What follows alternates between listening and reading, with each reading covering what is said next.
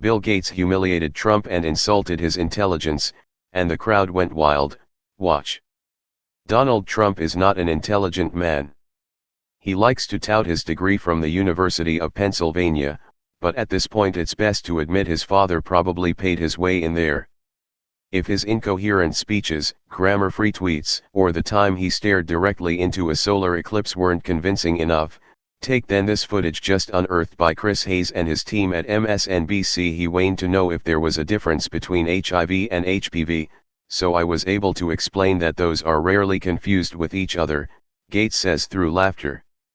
Bill Gates says that in both meetings he had with Trump asked is HPV and HIV were the same thing, Hayes clarified.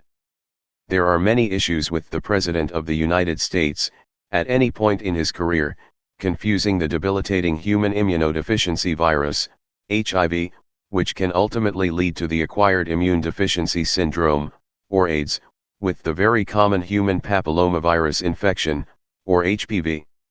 In the 1980s, under Reagan's disastrous reign, the LGBTQ community was nearly wiped out by the AIDS crisis, which both Nancy and Ronald opted to ignore, but at least they could identify the difference between it and HPV.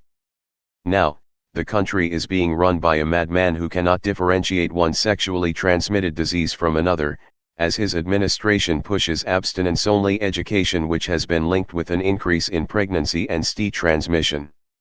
On top of that, he proved to the brilliant Bill Gates that he is incapable of listening comprehension, since he needed an explanation of the difference between two diseases on two separate occasions. It's a good thing that the youth of this country is in fighting form, because after Trump finishes trashing the White House they will inherit quite the mess from this man. On Thursday, Hayes tweeted a short clip of famed Microsoft billionaire Bill Gates in a discussion forum, when the conversation turns to Donald Trump.